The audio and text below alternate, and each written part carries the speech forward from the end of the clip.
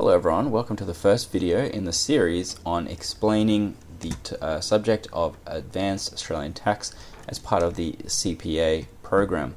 Now in this video series we're going to be going through each module within the Australian Tax and explaining the core concepts within that. We're using the notes which you can download from our site as the basis of explaining it.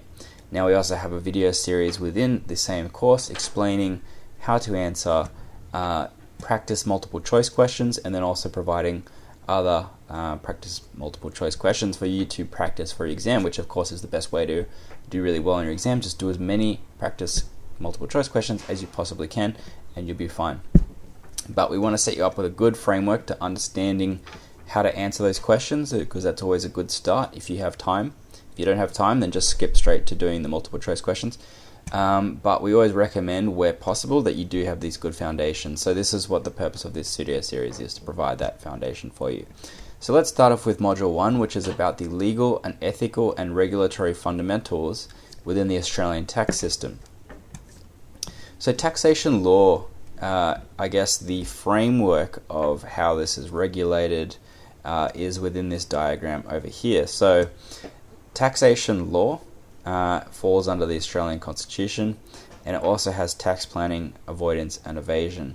So under the Australian Constitution is federal law, and under federal law are the two main income tax acts within Australia that we learn about during this course. So the Income Tax Act 1997 and the Income Tax Act 1936. So the first Income Tax Act in Australia was the 36, and that produced the major framework for the Australian taxation system, and that was the main act for around 60 years. In 1997 they did this huge revamp of the tax system, and a lot of the acts that we now study today are based off Income Tax Act 1997. There's only a couple of examples where we still rely on Income Tax Act 36, but when we do rely on those acts we do need to refer to the specific act, whether it's the 36 Act or it's the 97 Act. And of course the Australian Tax Office is the government body that regulates the tax compliance system in Australia in accordance with the Income Tax Acts. Now, under the Australian Constitution, not only is there federal law, but there's the court system, and that's where you go through to lodge an appeal. Let's say the ATO is auditing you and you want to appeal it. You can take the ATO to court via one of these federal high courts as well.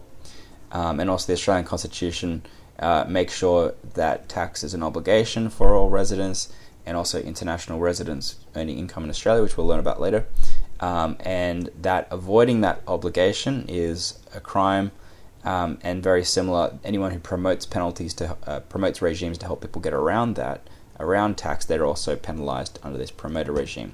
So they're the key concepts, and we'll talk about them in more detail later on. In terms of the key ethical behaviors as well, so you may have already done the ethics and governance subject as well. So that really covers a lot of the overlap in ethics as professional accountants, but there's some specifically which apply to the tax field as well. So under ethics, there's two, I guess, main categories. There's ethics and making good decisions. So under ethics, it's regulated by APS 1110 and APS 2220, which we have mentioned several times in that initial ethics and governance course. But there's also, specifically for tax practitioners, there's the Tax Practitioner Board's Code of Professional Conduct. And this body, TPB, regulates anyone with a tax license, tax registration, to be able to lodge tax returns. And then, of course, there's making good decisions, so being determined ethical conflicts, steps for making a decision, applying a conceptual framework, ethical tensions between values, and so forth. And then, of course, the TPB, the Tax Practitioner Board I mentioned before, we've got this framework for how that operates as well. So we mentioned the Code of Conduct and how that links to the Corporations Act. But there's basically three types of tax practitioner, and you actually have to apply through this body to get a license to be able to practice this and lodge these types of returns. So there's tax agent, who can lodge tax returns. There's BAS agents, who can lodge your either monthly or quarterly BASs, which cover GST and other withholdings.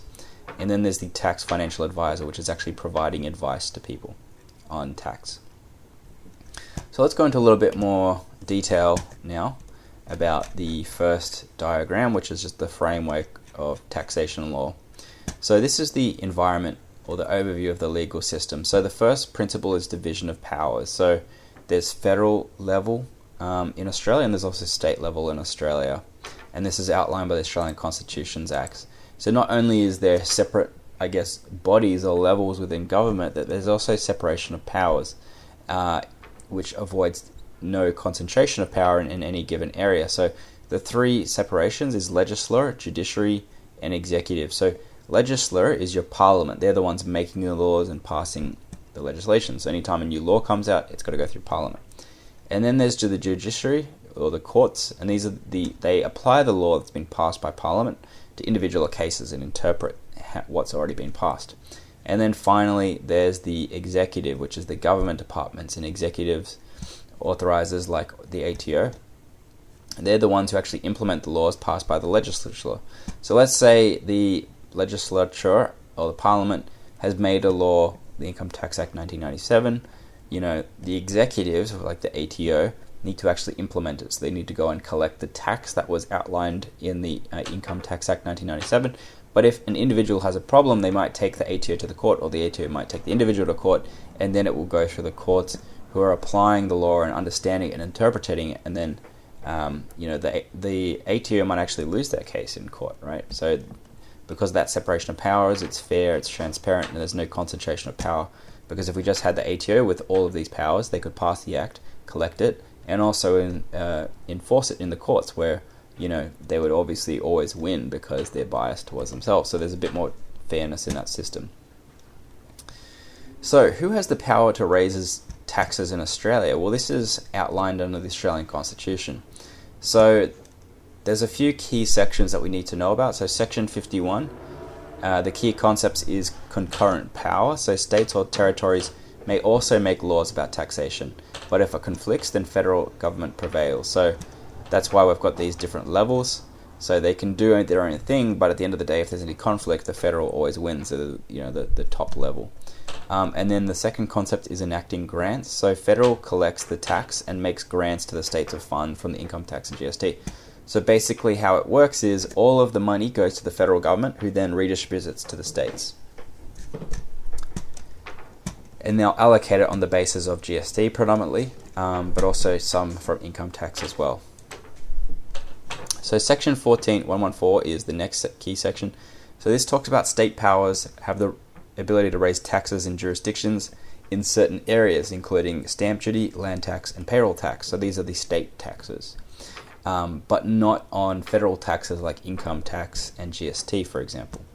So the municipal authorities, the city governments, and the third level of government, which is even further down from the state government, they impose rates and levies for local services like your garbage, your water, and so forth. Section 53 of the Australian Constitution is the House of Representatives. They originate the taxation bill. The Senate shall not originate and amend proposed laws imposing taxation or proposed laws appropriating revenue or monies for the ordinary annual services of the government.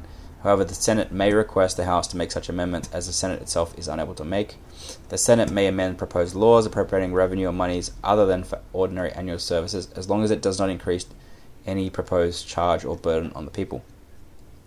So if you know a little bit about politics, there's generally two parts of Parliament in Australia, and this is applicable to most other Commonwealth countries in the world as well, is you've got the House of Representatives and you've got the Senate. So whoever wants to come up with a taxation bill and they want to convert that into a law, they need to start off with the House of Representatives. The Senate can't issue it. But there is this caveat that the Senate can do it as long as it's not for the purposes of ordinary annual services. So general income tax is money for the government to, do its welfare, do its hospitals, build roads, and so forth. So the Senate, in that sense, can't actually just raise general taxation, and also not going to increase any proposed charge or burden on the people. So maybe if it's for a budget deficit or something like that, then potentially, because it's a one-off, doesn't burden the people and so forth.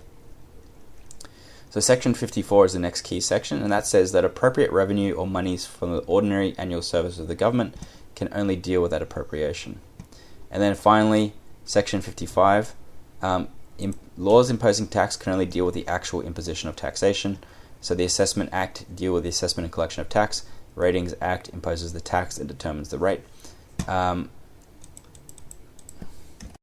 So basically, it can only deal with that specific tax that it's introducing. So the importance of the last two sections that we talked about, which probably weren't as clear as the other ones, is that they protect the Senate's rights to amend bills for non-ordinary services and prevent the House embodying in ordinary bills other provisions, a process known as tacking. So tacking is basically when you've got a key act which is very popular, right? So maybe it's cutting tax rate. Everyone's going to agree with that. It's good for voters. They're going to pass through the House very quickly, right? So tacking is finding a popular bill and putting something else on which is not related to that bill. So for example, in the US, you might have heard recently that in relation to the COVID incentive payments being paid out by the US government, what they've actually done is they've tacked on a whole bunch of other bills onto that, including one which is very interesting. So a COVID bill, coronavirus bill, started a 180-day countdown for UFO disclosures because someone in their parliament, or whatever the technical term is, has tacked on a requirement for all government agencies to submit a report within 180 days to congressional intelligence on any UFO sightings and knowledge. So really random, but that's basically the idea behind preventing this under sections 54 and 55, is that unlike in the US, they're prevented from doing that, and if there's a bill related to certain taxation services, any amendments and add-ons need to be specifically related to that. So here is the progress of taxation bills through Parliament. So first step is they draft a bill, then it goes through the House of Representatives, which is 3 readings, then it goes to the Senate, which is 3 readings, and then it goes to the Governor-General, which is, they give royal assent. The Governor-General is like the representative of the UK, because we're not a republic in Australia, so we still need to get sign-off from this representative from the UK, or the Queen's representative. And then finally, once it gets royal assent, it gets passed into law. So retrospective operation applies the law before the law receives assent. So for example, if you can apply a law retrospectively, and even before it's received assent, it becomes final law, the law can still be in place. And that happens very often during the federal budget. There can also be legislation by public announcement. So the federal publishes a statement of intention to change a tax law with an effective date of that notice, resulting in uncertainty about potential legislative change. Again, similar to the budget, where they announce new legislation, which might not necessarily have been passed through all of these steps or given royal assent by the Governor-General, and might not be law, but it's still deemed to be law on these two bases. So how the courts interpret taxation law in situations, so some situations, like we mentioned the scenario above, where it hasn't quite been passed as official law, but it will be soon, or so forth. So the situation that might lead to a need for a statutory interpretation is where an act or a law has ambiguity, uncertainty, unforeseeable developments, or a broad term. So we covered off some of these ones, unforeseeable developments and uncertainty, but it could also relate to the wording of the act as well. So if the wording is not very specific, some areas could be open to interpretation. So one concept that we need to know about is ratio decidendi, which is a court's reason for decision. This creates a precedent for the future. So this is a key reason why the courts exist, is not only just to enforce the laws, but to interpret them, right? So, and whenever there's a grey area in cases, the courts will interpret it, they'll set a precedent, and then future court cases will refer back to that court case, to that precedent, and then that will then be the most likely outcome or interpretation of that next court. Occasionally they do change it and change the precedent, but most often once a precedent has been set, court sessions after that will also follow that same precedent. So the doctrine of precedent is what we just talked about just now, is that courts are bound by the ratio of courts higher in the court hierarchy. So if a court in a higher level, and you can see all the different levels, there's the federal court, full court of the federal court, and then the High Court of Australia. So if the High Court of Australia has a precedent, all of these courts below it need to follow it no matter what. But if you disagree with the precedent set in the federal court, you could have another court case in the full court of the federal court or the High Court of Australia, and they may set a different precedent which will override the other precedent at the lower court level. Obiter dictum is another concept, and this says that statements are persuasive rather than binding on later court decisions. So we said before that courts will tend to follow a historical precedent, but it is possible that they could set their own and change it, but most of the time it will be the final conclusion. That's because it's persuasive rather than binding. If it was binding, then the courts in future would have to follow it no matter what, but there is that option to change it a little bit. And then the AAT is the Administrative Appeals Tribunal, which isn't a court, but it's a system, usually before you get to this step that you go through to kind of appeal a decision by the ATO, and if you don't get the result you want, you could then take it to the federal court and so forth.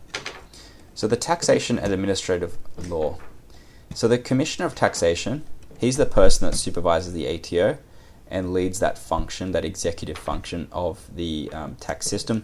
So this person, the Commissioner, is appointed by the Governor General, and they have quasi-judicial powers, such as the ability to impose administrative penalties. This is called de facto law. So often when you receive a letter from the ATO, maybe you've lodged your tax return, maybe you're getting audited, it'll be addressed by the Commissioner of Taxation rather than the ATO itself. The ATT has quasi-judicial powers, as we said before, by hearing, that's the Australian tax, I think that's meant to say the AAT, Administrative Appeals Tribunal. So this is the body we mentioned before, and they also have quasi-judicial powers by hearing disputes that become binding on those parties. And of course, if you don't like that judgment, you can then take it to the next level of the court up. So the Commonwealth Ombudsman is appointed by the Governor General as an independent person with wide powers to investigate complaints about certain departments, including the ATO, regarding matters that involve public officials allegedly doing wrongdoings in the public sector, such as corruption or abuse of power. And then finally, the Inspector General of Taxation is a statutory body formed under the Inspector General of Taxation Act 2003, and their role is to investigate complaints about the administrative actions of the ATO and the TPB. For example, how timely are they in their responses? Okay, so let's talk about ethical principles and behavior, which was one of the diagrams we went through at the very beginning. So again, if you've done E and G, you'll have a good understanding of this already. If not, that's fine. It's fairly straightforward. So ethics, what are ethics? So morals and ethics are two concepts which are often conflated. So morals are a person's individual beliefs linked to religious views often, and can be conflicted or confused with ethics. Ethics are different. So professional ethics are the views and rules of the professional organization that an individual is a member of. So ethics are regulated by this standard here, APES 110, Code of Ethics for Professional Accountants. We talked about that in the Ethics and Governance subject. So this is issued by this particular body here, the IESBA, and their members, CPA Australia, CAANZ, and the Institute of Public Accountants.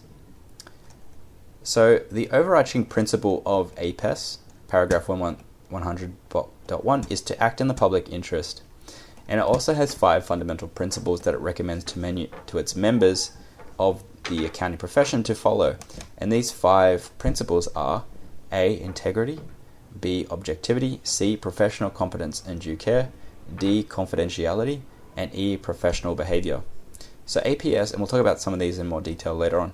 So APS also talks about these fundamental threats. So self-interest, self-review, advocacy, familiarity, and intimidation. So these are the, the difference between the two is that the principles are kind of the ethics that they recommend that you follow, right? It's like the good things that you should pursue.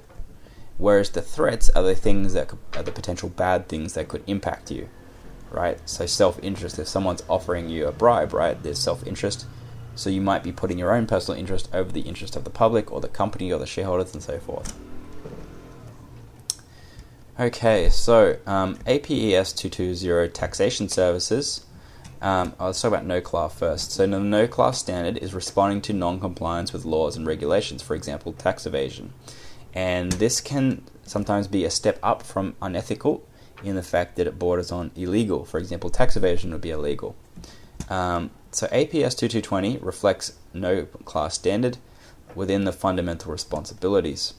And that is the key elements of that are APS 2220 standard is the public interest, integrity and professional behavior, objectivity, independence, obligations, confidentiality, professional competence, and due care. And again, we've been all through all of this in the E&G subject already. So in this subject, I don't think we're going to go through this in a lot of detail. So the Tax Practitioner Board of Conduct, we mentioned before, they have their own set of standards and code of ethics, which is different from the Professional Accountants APES standards. That's not to say that it's one or the other. They overlap in many different areas, but this is specifically to tax practitioners, whereas APS applies to auditors, accountants, tax accountants, management accountants, all the different kinds of accountants. So this is quite specific to tax agents. So it covers three types of tax practitioner, which we talked about. So there's tax agents, BAS agents, and tax financial advisors.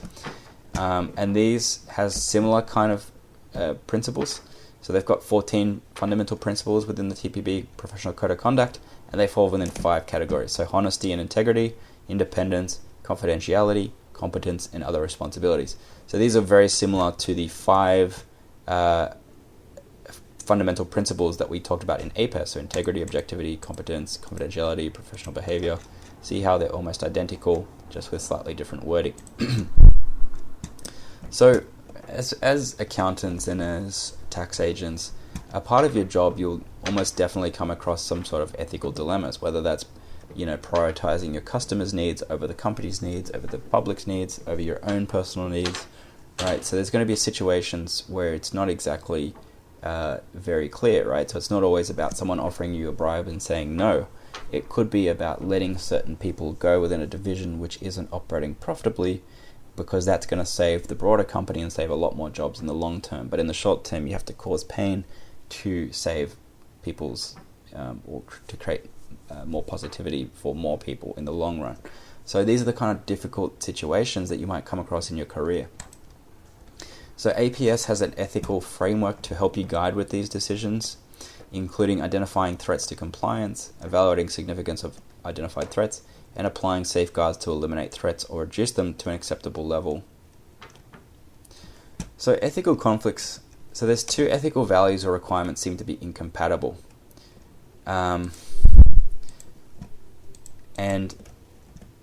But there's 4 values, right? So there's societal values, there's personal values, there's corporate values, and there's professional values.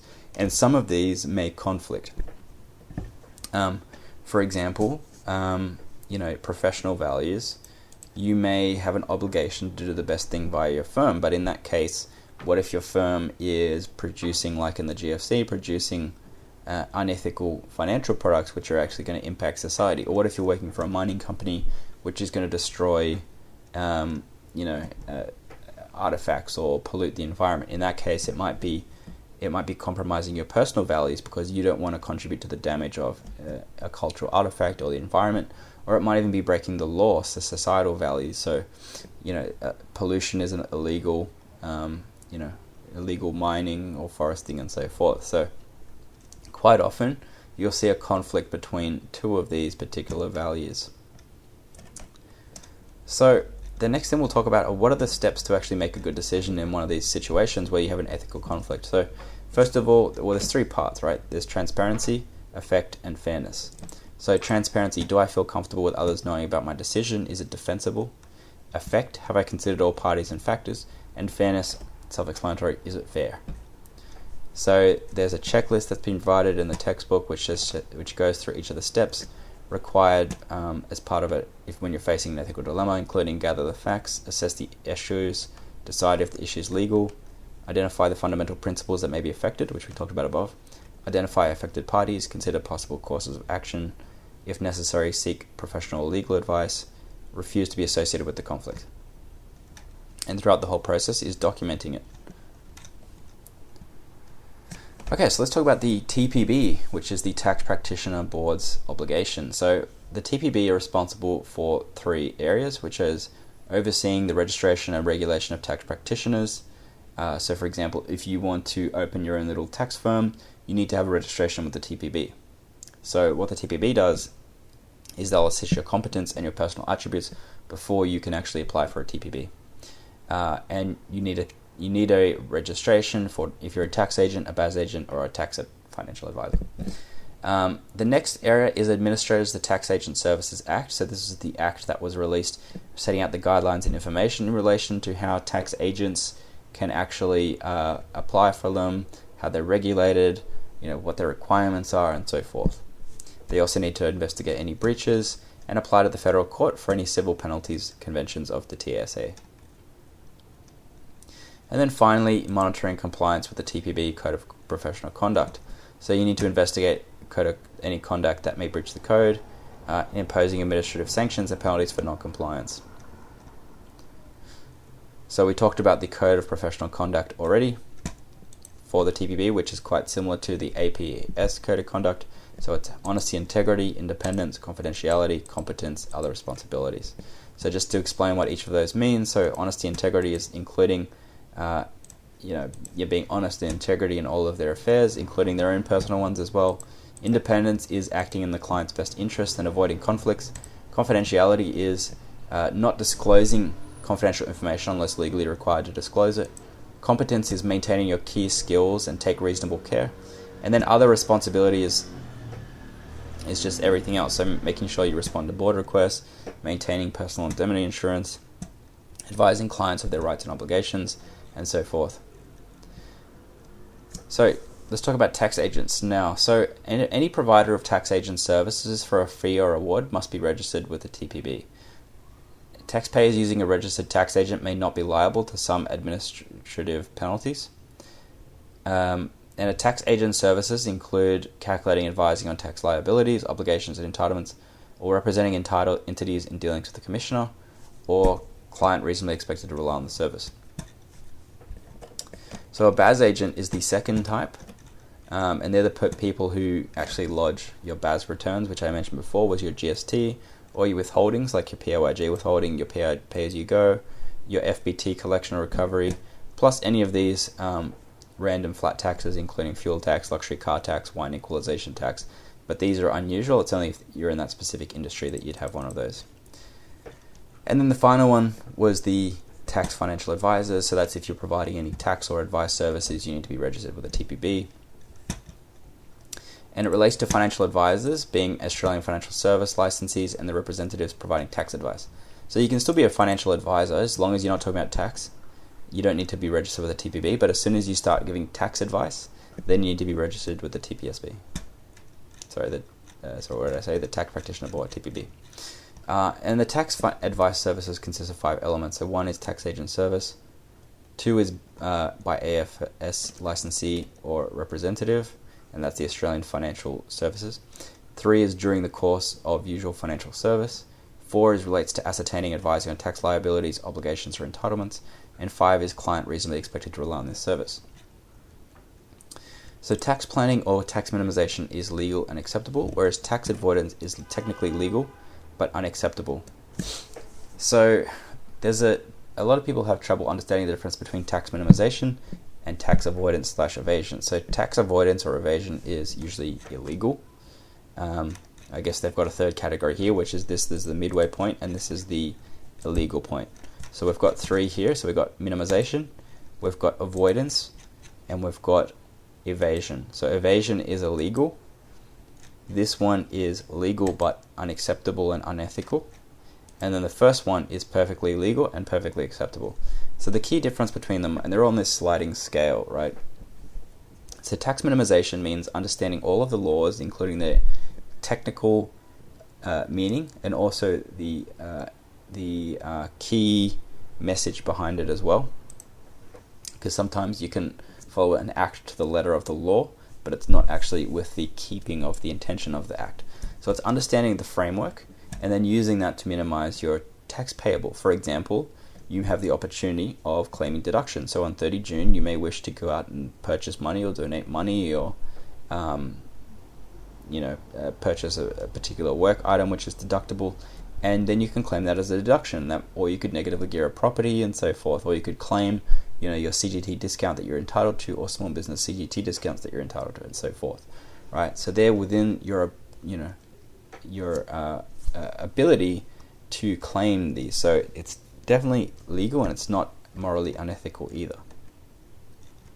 So tax avoidance is the midway ground, and it's technically legal but unacceptable, and that's when you follow the law to the letter but not the spirit of the law. That's what I was talking about before. So it's utilization of tax laws in a way that was unintended by legislation. So for example, in the tax framework, what you can actually do as a deduction is you can claim up to 5,000 kilometers of motor vehicle deduction without having any evidence of the fact that you've done it. You can view that on the website. So you can see it over here on the ATO website. It says the cents per kilometer method allows you to claim 5,000 kilometers per car. It doesn't require written evidence, but we may ask you to show how you worked out your business kilometers, for example, diary records. So in this case, you don't need to keep a record. So let's say you've claimed, 3 to 5,000. You're not exactly sure, so you're just going to say 5,000. But maybe you haven't actually traveled all of that. So that technically you're following the letter of the law, but you're not following the spirit of the law. The intention is that you get a deduction for any kilometers that you've actually driven, right? So you're utilizing the laws in a way that was unintended by the legislation. So that's just a very basic example, but there's many different, more sophisticated ways where technically you're following the law, but you realize that this isn't actually the intention. So here's some more examples here. So artificially reducing taxable income to become eligible for a concession, selling and repurchasing shares to incur a capital loss and reduce taxable income, and so forth. And then the final one is tax evasion. This is where it's a blameworthy act or omission. So this requires intent and knowledge that will have a tax effect. This is really relatively easy to identify using the powers of information gathering. For example, non-disclosure of assessable income or claiming deductions for expenditure never incurred. So similar to this last point around tax evasion, a scheme is something which is an official means of avoiding taxation. Right, so you might have a promoter who's setting up a certain scheme in the Cayman Islands and saying, pay me money, I'll transfer over there. You're not going to pay him tax because there's no tax rate over there. That person who's promoting the scheme is a promoter, and this is where the promoter penalty regime comes in, which offers quite significant penalties for anyone who is, promoting to others a way of avoiding their taxation. So the basic rules are under Div 290, Schedule 1A of the TAA, is that there are civil penalties. Remember, there's two types of penalties, which we talk about the ENG module. There's civil penalties and there's criminal penalties. Civil penalties aren't as harsh.